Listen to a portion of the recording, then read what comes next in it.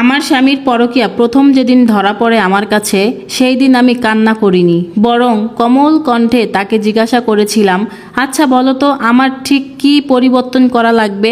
কি পরিবর্তন করলে তুমি অন্য মেয়ের কাছ থেকে আমার কাছে ফিরে আসবে? আমার কাছে মনে হয় আমি নিশ্চয়ই কোথাও একটা তোমার মনের মতো না। তুমি আমাকে এই জন্যই পছন্দ করো না। তুমি বললে আমি শুধরে নিব। কথাটা শুনে আমার স্বামী বলল, তুমি একজন ভার্সিটির প্রফেসর, অথচ তুমি ভীষণ সাদামাঠা থাকো।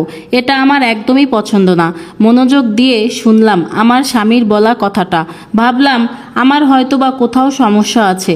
আমি একজন ভার্সিটির প্রফেসর, যার কারণে আমি যে সব দিক থেকেই ঠিক থাকবো এমনটা নাও হতে পারে। আমি হয়তোবা আমার স্বামীর চোখে স্মার্ট না, কিন্তু বিশ্বাস করেন আমি যথেষ্ট একটা স্মার্ট মেয়ে।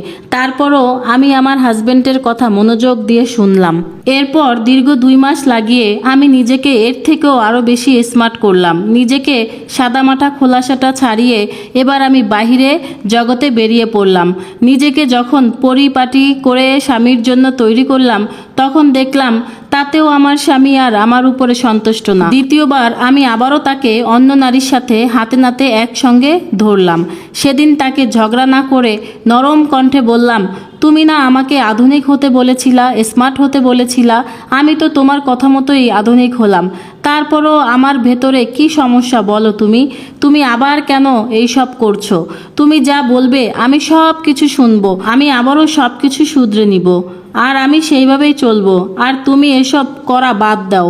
আমি শুধু তোমাকেই ভালোবাসি, আমি তোমাকেই চাই। তুমি শুধু একবার বলো প্লিজ, আর কি কি করা প্রয়োজন আমার? কি করলে তুমি আমার অন্য মেয়ের দিকে ফিরে তাকাবা না?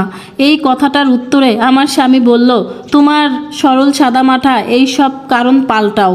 আমার প্রতি এত ন্যাকামি ভালোবাসা এগুলা ছাড়ো। এই সব দেখলে আমার বিরক্তি লাগে। মানে হচ্ছে আমি আমার স্বামীকে প্রচুর ভালোবাসি, প্রচুর শ্রদ্ধা করি, আর এই জিনিসটাই তার কাছে খুবই বিরক্তি লাগে। আমি খুব সহজেই তার কথাগুলো মেনে নিলাম, তার কথাটাই বদলে গেলাম। তাকে আর অতিরিক্ত ভালোবাসা দেখাই না। আমি যে স্বামী ভক্ত সেটাও দেখাই না। যদিও আমার স্বামীকে আমি ঠিক মনে প্রাণে ভালোবাসি, কিন্তু এটা সামনাসামনি আর প্রকাশ করি না।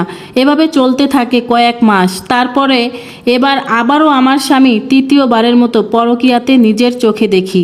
এবারও আমি কোনো রাগ করিনি, রাগ দেখালাম না, কিন্তু একটু ভারী স্বরে বললাম, আমি কিন্তু নিজেকে বদলে ফেললাম বহুত কষ্টে, কিন্তু তুমি এখনো ঠিক হলে না। তুমি ঠিক যা যা বলেছিলে সবই তো করলাম, নিজেকে বদলেও ফেললাম, তাও কেন তুমি আমার কথা শুনলে না?